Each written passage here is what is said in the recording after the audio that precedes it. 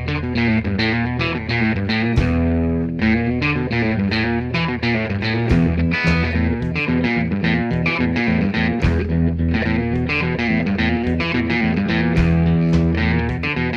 everyone, Charlie Vann here. On this episode, I chat with comedian and impressionist Brent Pella. We talk about his popular sketches, also how he got involved with stand-up, and we take a trip down 90s memory lane. Charlie Vann here with comedian and impressionist Brent Pella. Brent, how are you doing today? I'm really good, dude. How are you? I'm good. Like I said before, it looks like I'm floating in space, so sorry for the cheap green screen. But No, I take it. how are things out there? And you're in California right now, right? Yeah, I'm in LA. Where are you? Are you in Texas? We're in Dallas, yeah. So Cool. It's Cool. interesting times for both states, I would say. Yes, we're going through quite a time out here. But yeah, LA is cool. I live in Venice, so Okay. it's a little bit separate from like the main populated parts of LA, so I can still go to the beach and kind of escape a little bit. But you know, we're trying to survive.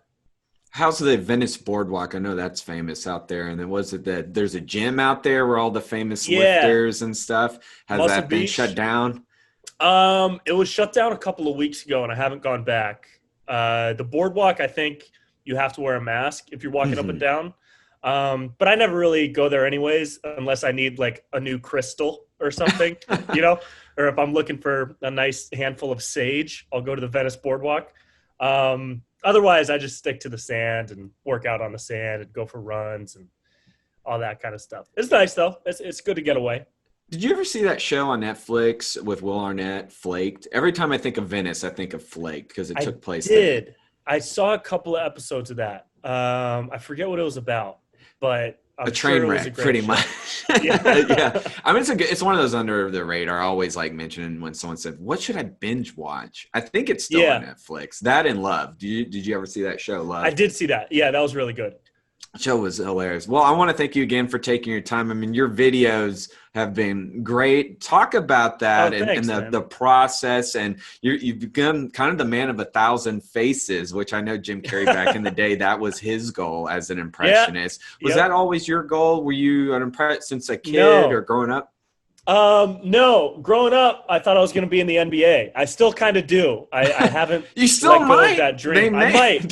They might. I mean, you know, if everybody gets COVID, they need somebody to play. Well, Mark Wahlberg's. You ever see Incredible Mark Wahlberg? It was like what 30 years old in that character. Oh, and he walks Invincible. Invincible, yeah. Yeah, and walks onto the Eagles. You could do that. Yeah, I could do that Laker. for sure.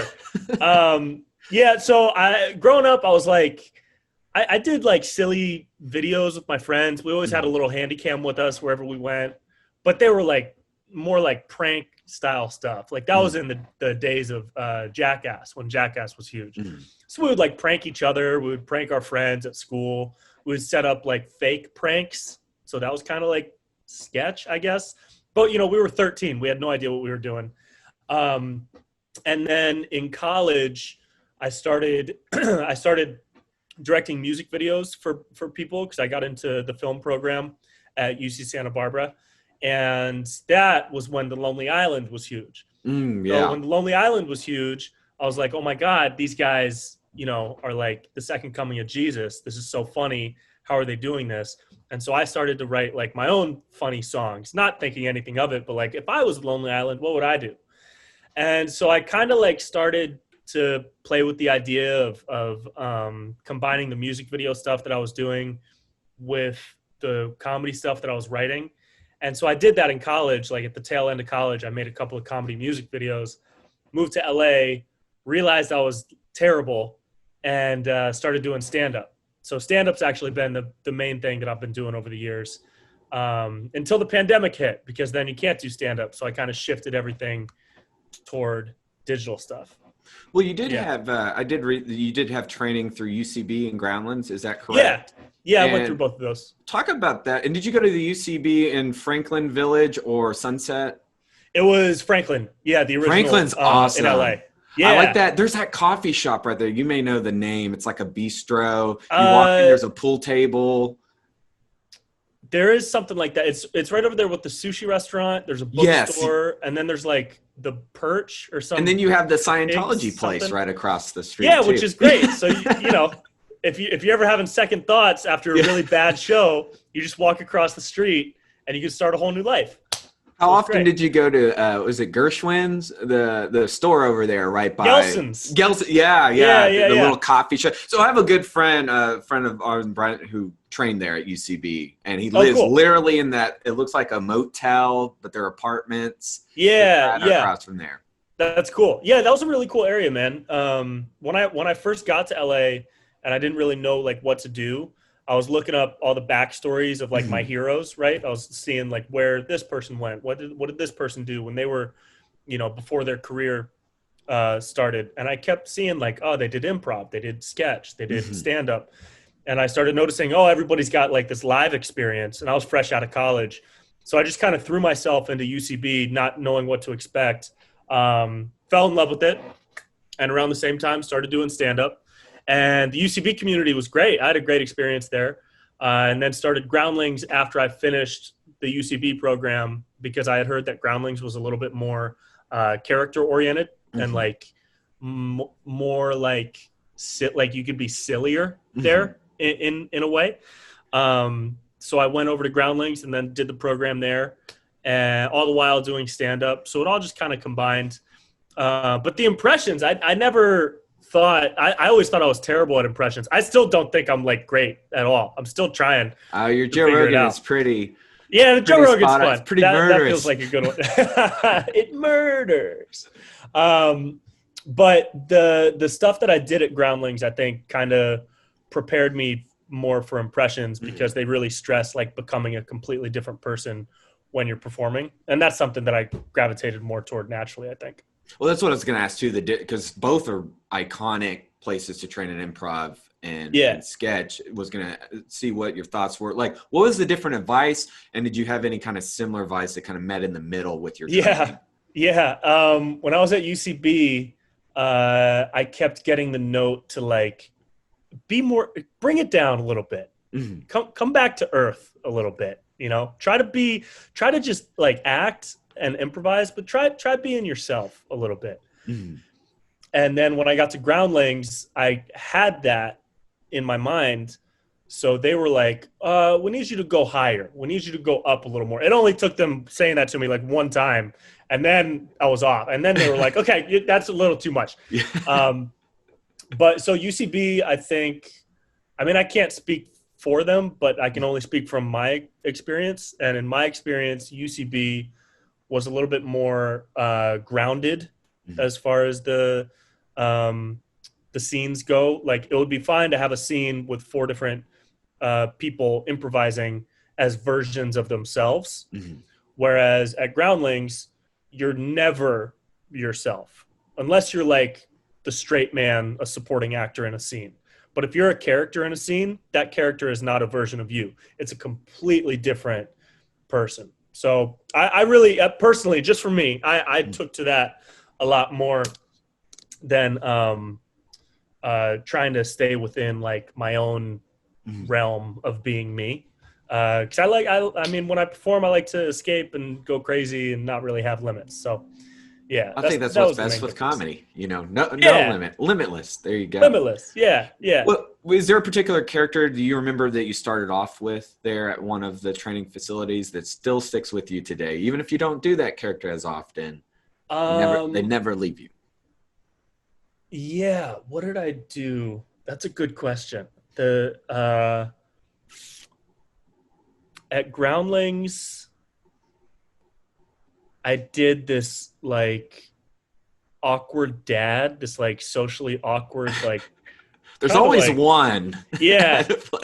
But there's so many like dad characters that people do. I didn't really do it a lot. He comes up every once in a while now. Most recently in this video I did, that was just like a quick, silly internet video. Gen Z versus millennials. I was gonna bring that's a good one. Yeah. So he came in at the end as the boomer. Yeah. I guess technically Gen X. I don't know the boundaries of all that stuff. I don't even know.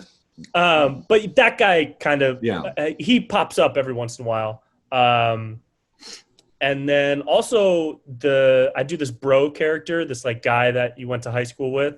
that's just like, what's up, dude? Yeah. That guy came in really early in stand-up, and then I brought him from a stand-up joke into some groundling sketches, and now he lives in videos and stuff. So it's kind of all meshed together. I can't really pinpoint like a time a characters came in, but I've tried to weave them all together through the different outlets if I can. Was SNL or something to that level ever on your mind? Just seeing, like, especially with the Groundlings. I mean, you look at Will Ferrell and Melissa McCarthy, although she wasn't on SNL, but now Chloe Fineman, who does a great impressions. Yeah, Chloe and I were at Groundlings together. Oh, nice. Yeah. So when she got it, I was super happy for her. We have a sketch or two online with both of us from our last time at Groundlings.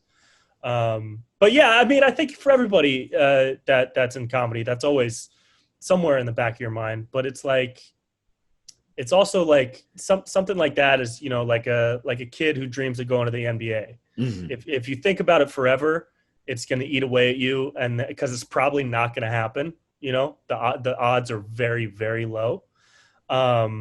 So it's like, it's a weird, I don't know, it's even weird to talk about because it's like not like at the forefront of your mind all the time. You know what I mean? Like at the forefront of my mind, I'm just trying to get better with every project and hope that something works out in the future so that I don't have to, share an apartment in Mar Vista when I'm 55. That's a different comedy. Right. And if that happens, we'll figure it out. Yeah. But it's, and it's also like, Melissa auditioned right after she did America's Got Talent, and then she didn't get it. And then 7 years later is when she got it. Oh yeah. Melissa Billington. I mean, she's great too. Yeah. She's awesome. No.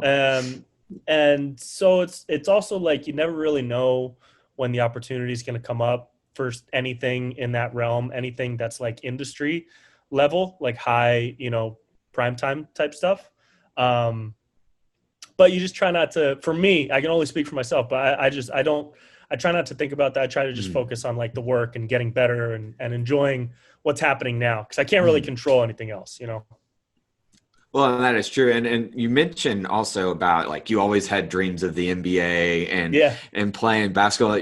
You portray The Rock a lot in your videos. And The Rock had a video about the best thing that never happened to him was never going to the NFL, which of course it led his path to pro wrestling. Do you feel like that? Because you played college ball. A lot of people might not know that about you. You played at UC Santa Cruz. By the way, interesting mascot, the Banana Slugs. Is that what Banana Slugs, dude? Sammy the Slug. Yeah. Saw a picture of him. That is one that he outbeats Earthworm Jim. I mean,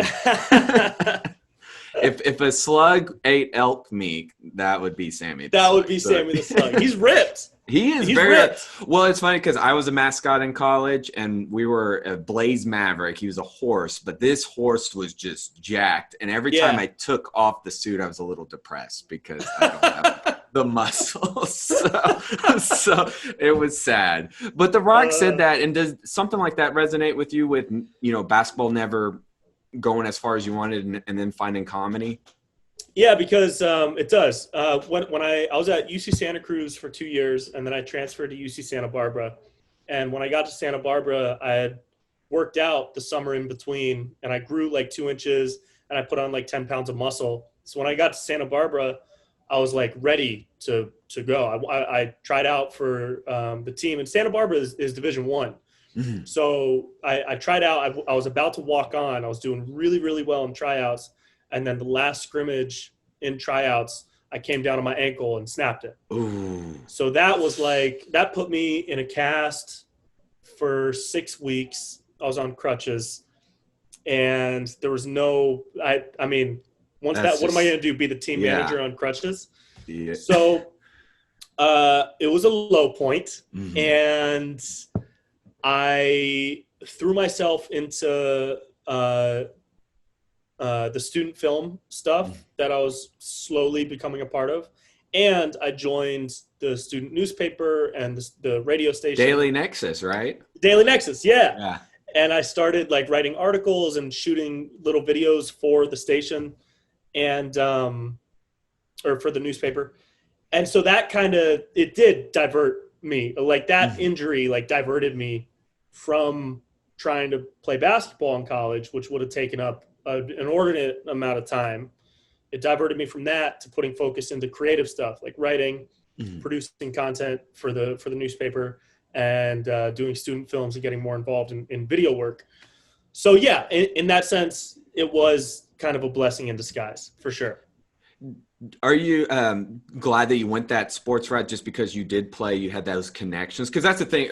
I did sports journalism as well, and having that relationship with the coaches and the athletic department is so, as you know, key. Were you glad that you went the basketball route as a player first and then found journalism? Yeah, and more so because it gave me a sense of competition rather than the connections it made me, I guess. And like teamwork. Right, because like in sketch, which is like my favorite thing to do, it's a team sport. Everybody's got a role, everybody's got to support each other, and and everybody's got to be the best that they can be. So that sense of like teamwork and competitive drive from basketball, I try to put into everything that I do now.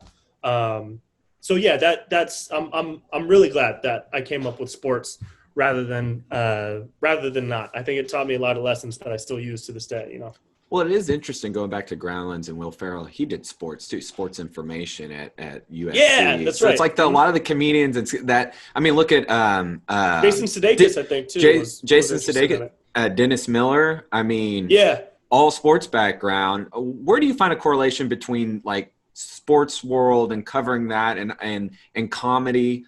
Where do you find a connection there somehow, at least with personalities in sports and sports broadcasters? Yeah, you know, maybe it's just because you have to be personable as a journalist if you're going to be relating to your interview subject and also relating to your audience. You have to be personable and approachable. And so I guess that's a similar trait that a lot of performers need and a lot of creators need. You have to be personable, easy to work with, things like that. But it is kind of a funny pattern that a lot of people were so into like sports journalism specifically and moved to comedy. That is a funny pattern. I mean, look at you. You were in sports journalism and now you're podcasting. So it's like it's that personability, I guess. Is that a word? I don't know. We made it. You know, it's 20. Anything can happen. Anything's possible. Right. Well, you know, I think it's interesting because did you do a lot of interviews? Like, were you more on the interview or were you just more behind the scenes? How do you feel like that interview helped you eventually with stand-up? The reason why I point that is because, you know, stand-up, there is bombing. Well, there's bombing in interviews too, you know, when you let that interview kind of it just slips through. Was there ever an instance like that you kind of took that as a learning curve and how it helped you in stand-up? Well, I think the interviews I did were so low stakes that it never really mattered. Like I was interviewing, you know, the guy's soccer team captain before a regular season game. Like if I bombed that, who's gonna be mad? Like 20 kids that are diehard soccer fans at Santa Barbara.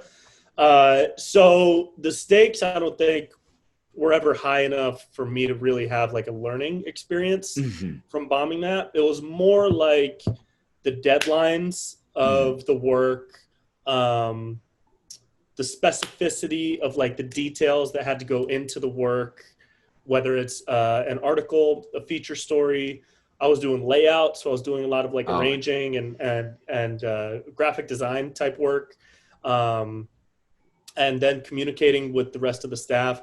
All those like smaller details, I take more. I kind of like absorbed more than like the person-to-person interview stuff.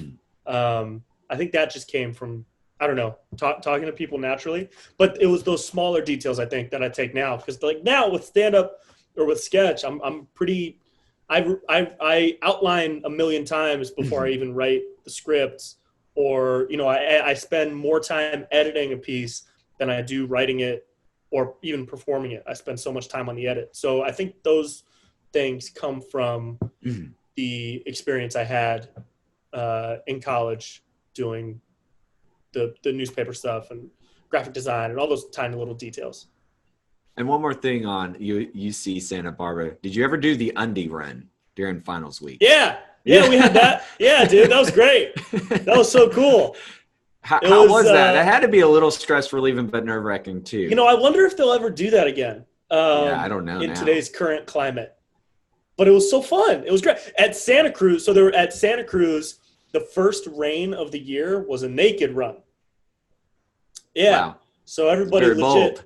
I mean, Santa Cruz is like about as hippie of a school as can be. And so the first, I remember being a freshman, and me and my buddy were we were too nervous, but we still wanted to see it. So we just drove around campus and took our shirts off and just waved them out the window. But people were legit naked, somewhere in their underwear, but a lot of people were running out.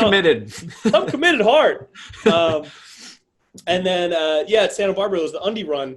And it was great because, I mean, Santa Barbara is also kind of a party school. So I think everybody just had a couple drinks and went out and didn't care. But yeah, I wonder if that'll still happen. Yeah, that's a good question. I mean, unless they space it out, I don't know. I don't know how you social distance in an undie run. Yeah. I don't know.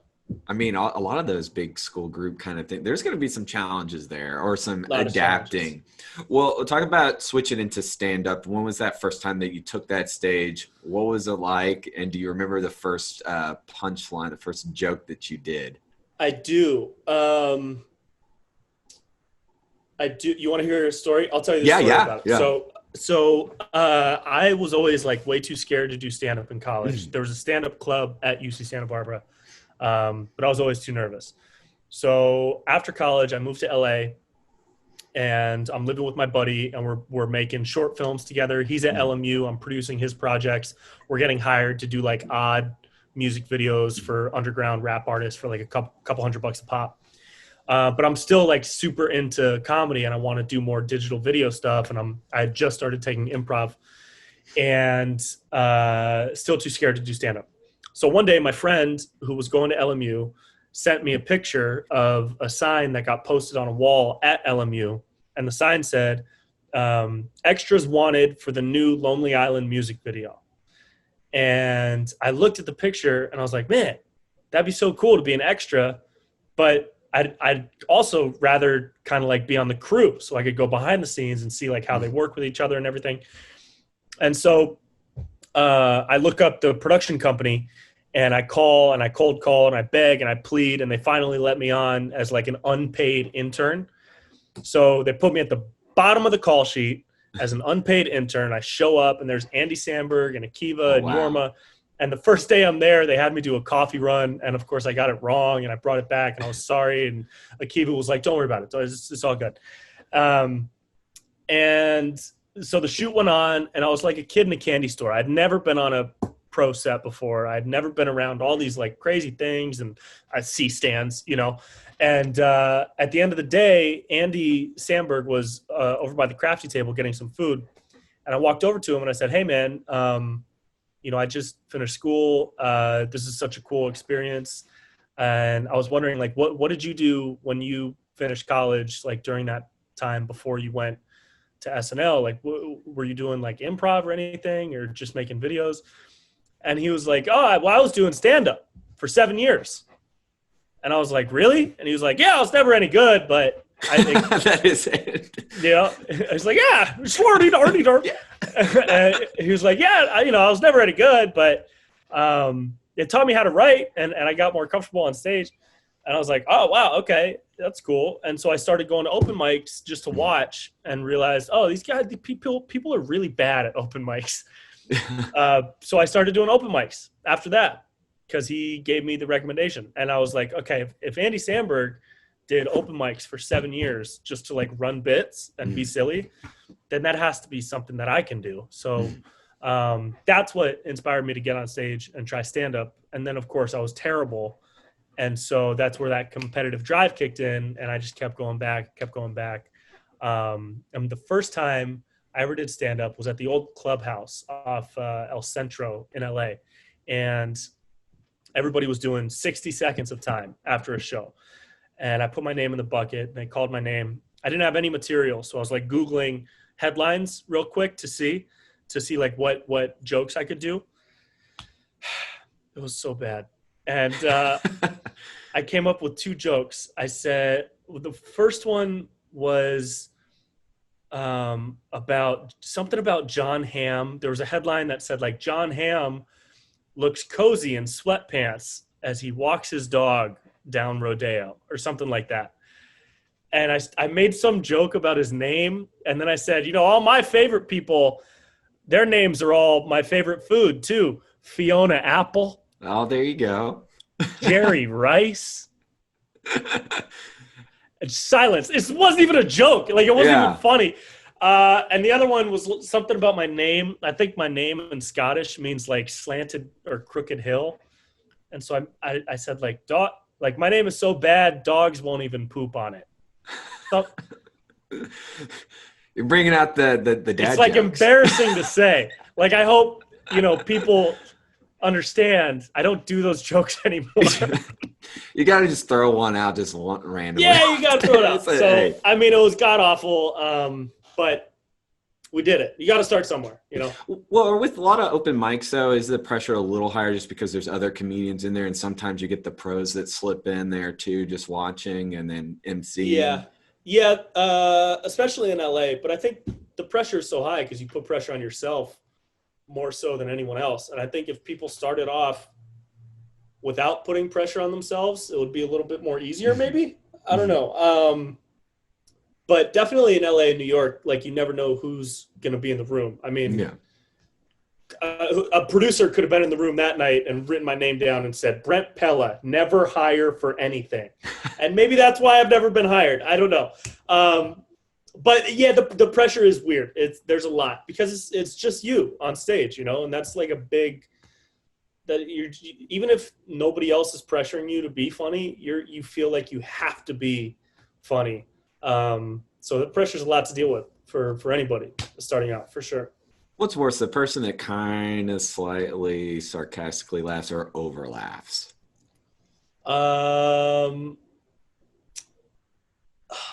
Probably, I mean, the person who like sarcastically laughs, that sucks.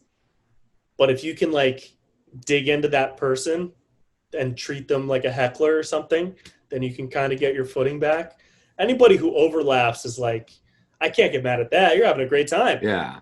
But the sarcasm is like, that's like a knife going into you, dude. Because everybody around knows too that they're not enjoying it. And so you got to like deal with it. I don't know. What's your best heckler story, and what's your advice for upcoming comedians that face that and to win that battle? Oh man, my favorite heckler story was something where I couldn't even respond because it was on a cruise ship. I've had some good comebacks to hecklers, but I don't remember.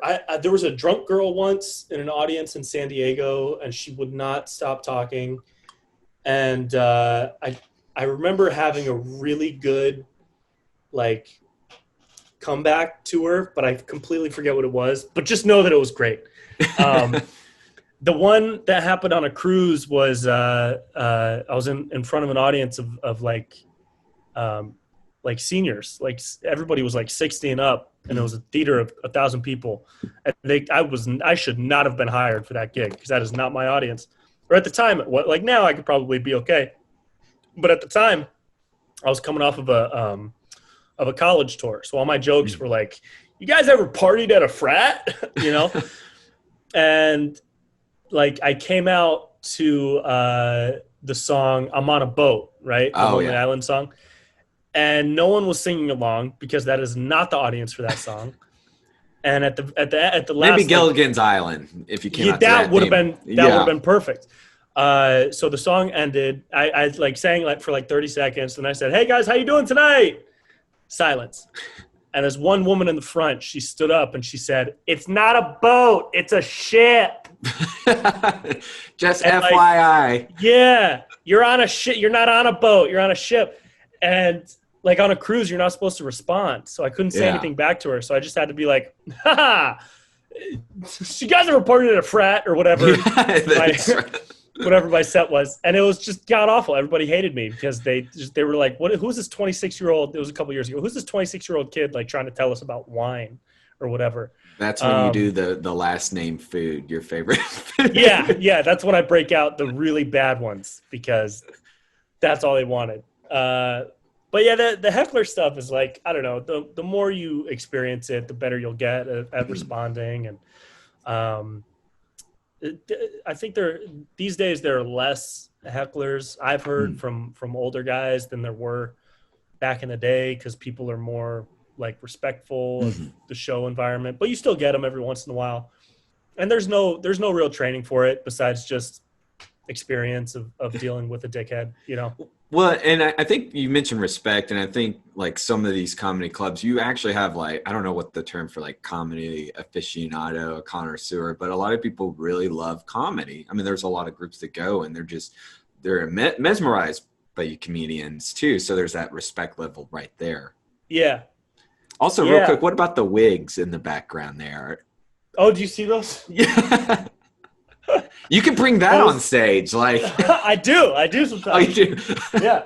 I have so many. I got a bag of like 20 in my closet. Move over, Carrot Top.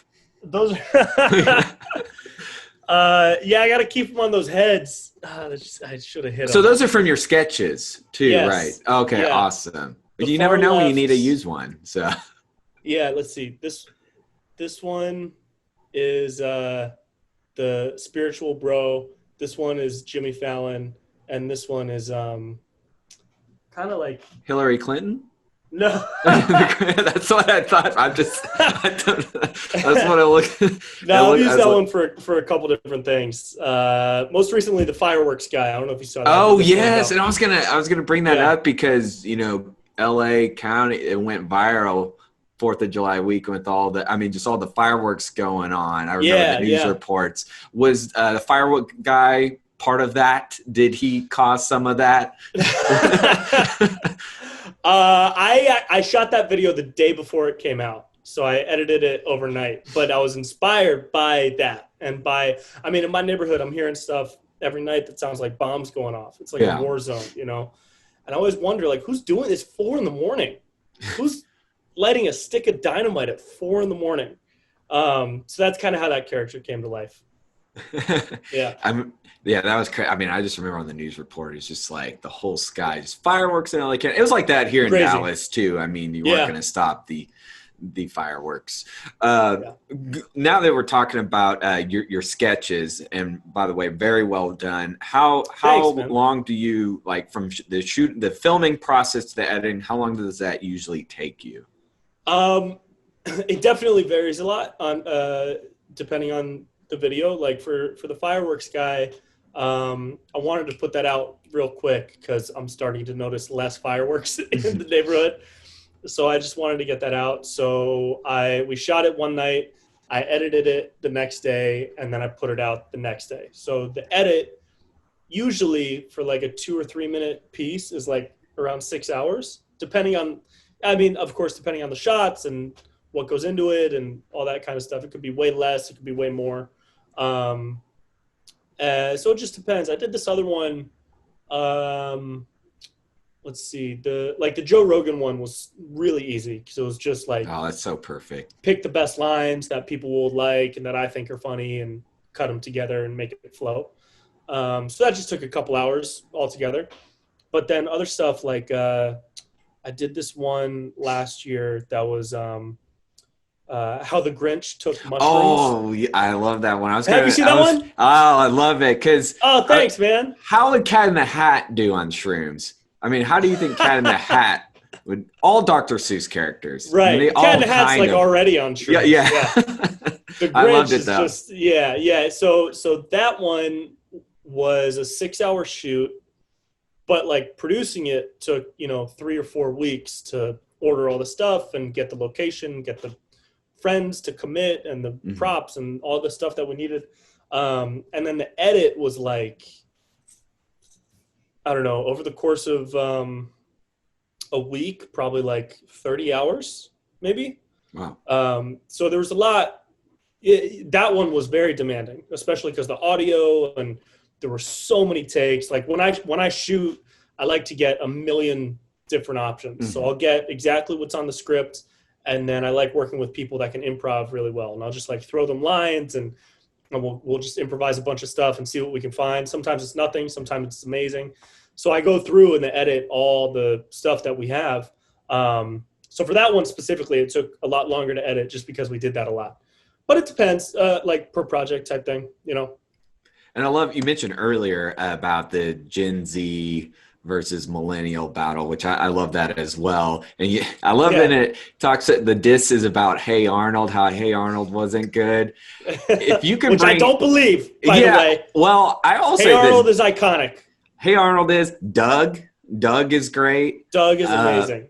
And remember All Real Monsters? Some people know that show. Incredible. I loved it. Yes. The little with the eyeballs. 100%. Yeah. Rocco's Modern Life. See, millennials, Amazing. I think we had the better cartoons as we totally did. 100%. We even had SpongeBob when SpongeBob was the best. Yeah. Like SpongeBob is still good. I love SpongeBob, but I feel like when we were growing up, it was classic SpongeBob. You can't beat classic SpongeBob. Do you remember that old Nickelodeon show? They were action figures. It was like really bad video, and it was like action figure toys. I forget what it was called, but it was on Nickelodeon, and it was just all voiceover and just action figures, like someone's hand. Like, Action League Now. Action League Now. That's what it is. Yeah, the scuba dive with the skin. The Flash. The Flash. The Flash. and Melt Man with the power. Oh yeah. Melt. Dude, yeah, that's such a throwback. Yeah, dude. Brian and I, we always reminisce about the 90s and stuff because like I feel like, I mean, during that time imagination was still like growing. There was so much new groundbreaking stuff. If there's anything that you can bring back from nostalgia of being a millennial growing up, what would it be? Man, I was a huge I loved Sports Illustrated for Kids. Oh, yeah. That was like my magazine that I was always super stoked for. I was also a big Mad magazine fan. And I know that's like even a generation further, but they were still publishing when we were growing up. And I was a huge fan. I got a full Mad collection in my office. Do you really? Yeah. Yeah, I sold mine at a garage sale when I was like 15 or something. Which is blasphemy. I have my dad's Mad magazine from the 60s. Wow, that's cool. Yeah, so I loved those. What else? I mean, sports cards, but sports cards are actually back right now. People are doing that. Yeah, those are back. Also, are Pogs still a thing? Like, I don't know. Those were cool. I remember going. Cool. They're back. They're back. See, everything's coming back. And if you guys are wondering, does Brian have Pogs in his office? The answer to that question is, of course he does. Yes. Brian has to show real quick his office. So, Brian, if you're able to show, look at that. He's in every nerd's dream home. Show us your Pogs. Oh, wow. Yeah. Look at that. That's a collection. A treasure. Yeah. Oh, the little praying mantis. I remember that. Yeah. Those are so much fun. I remember back then. Those were so much fun to collect. Remember Gushers?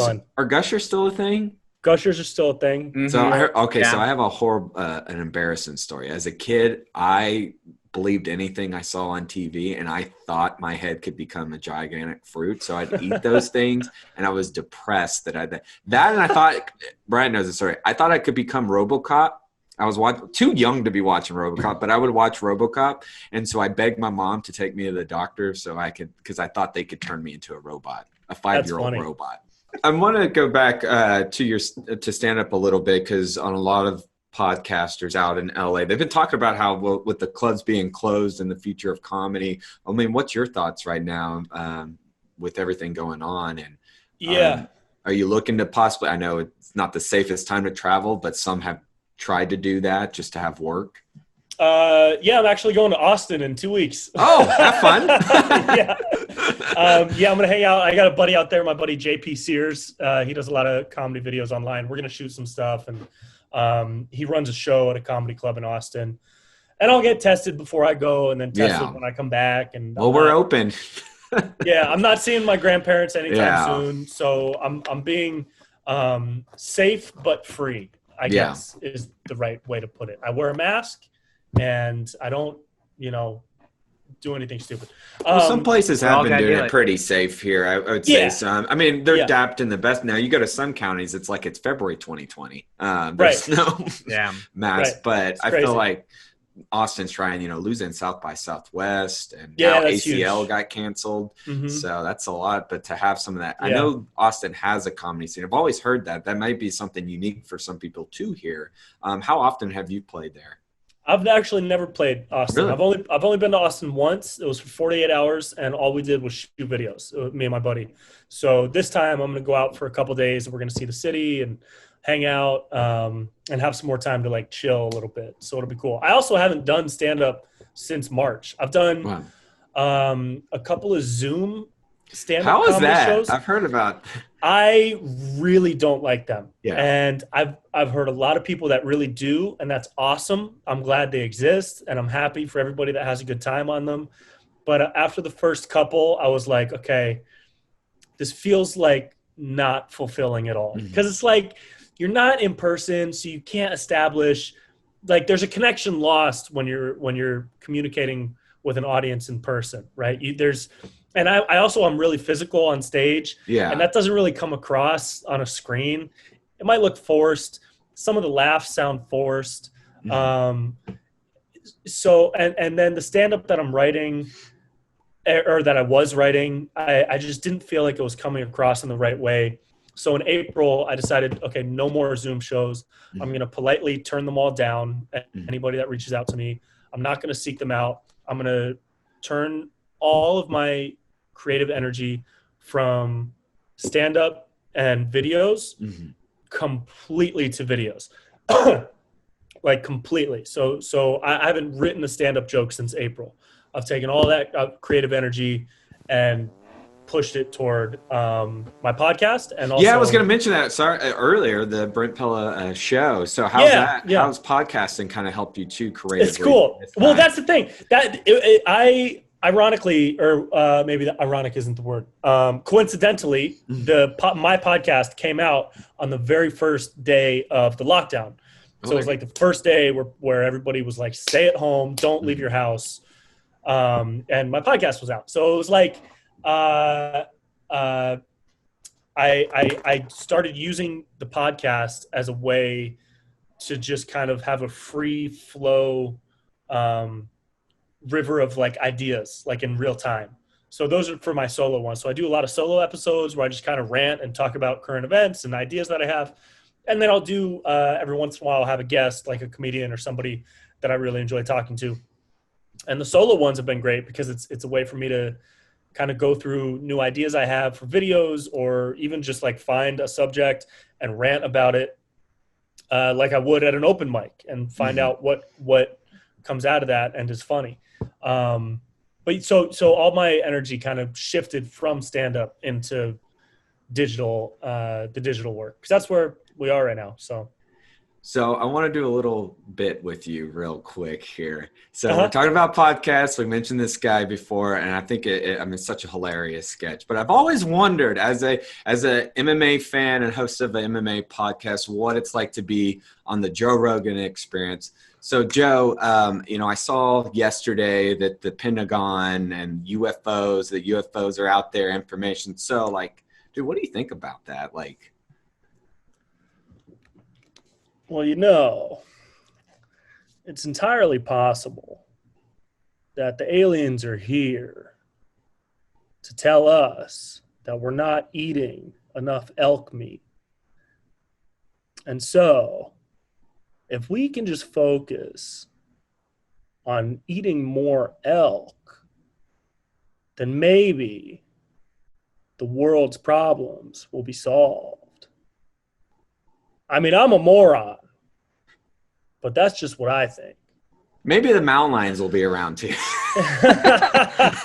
And jiu-jitsu. Maybe they're alien that do jiu-jitsu.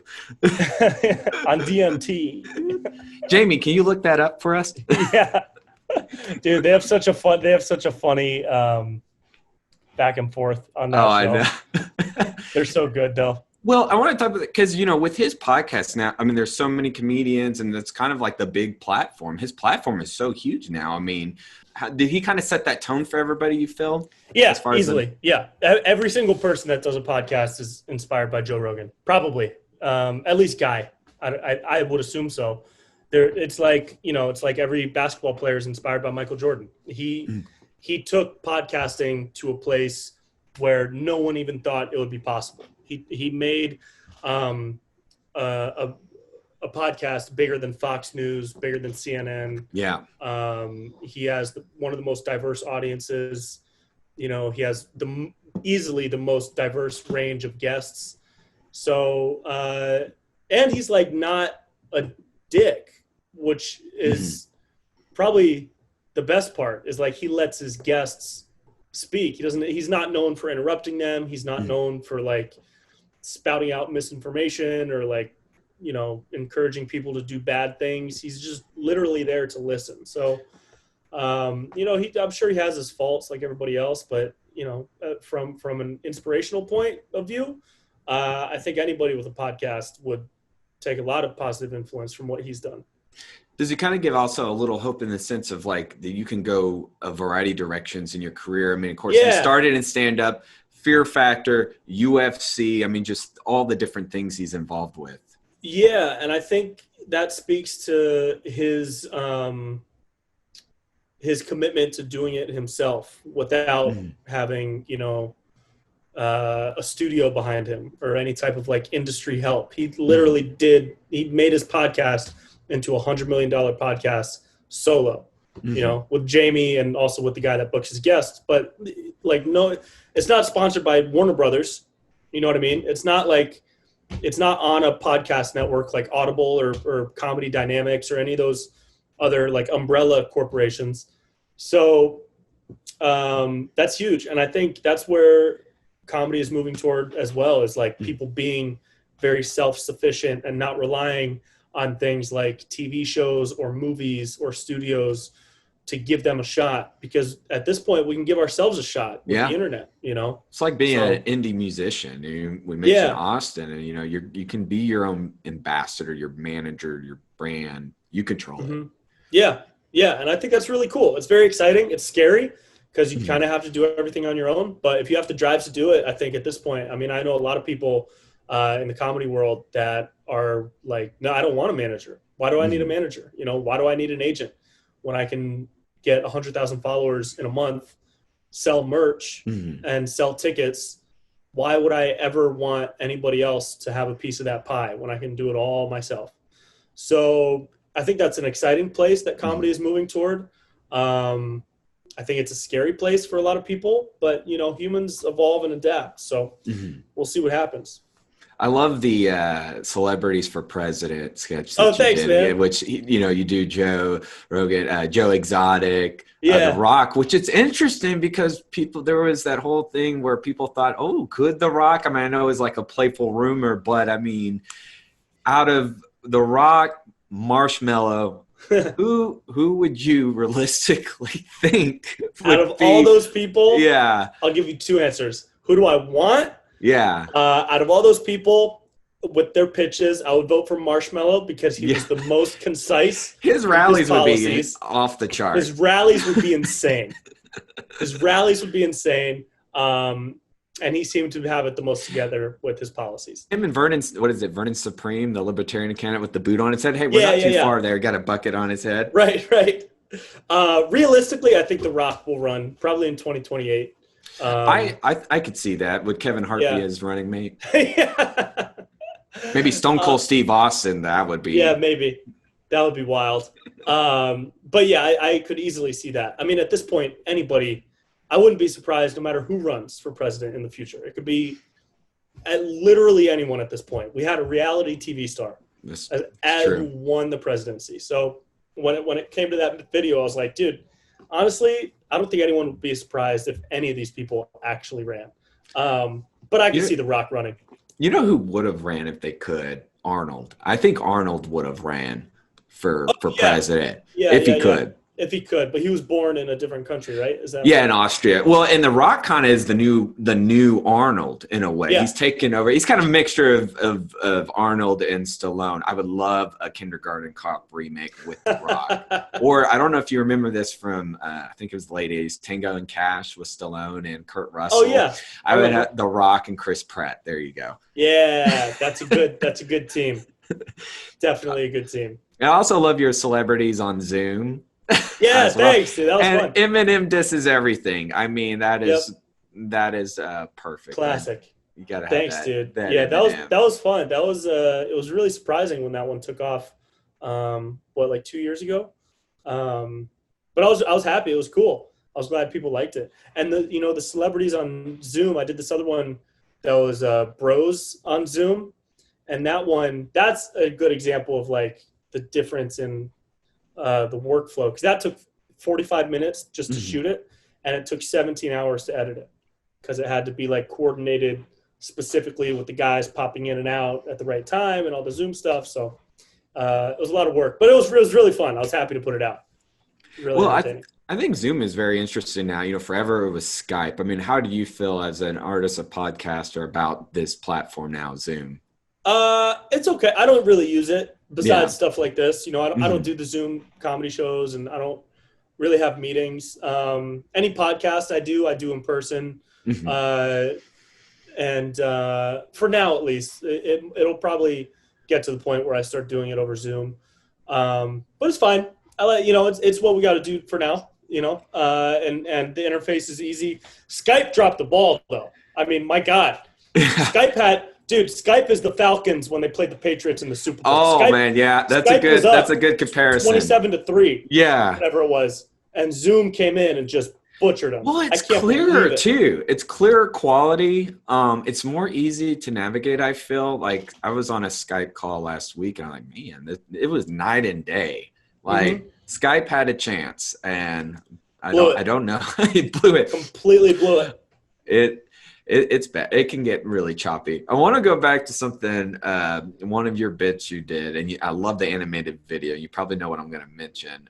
Is the Spirit Airlines bit. Yeah. And I just think about that because we talked about traveling during this time. I don't know how they're doing, but that bit was so funny because I've never personally flown Spirit, but I have.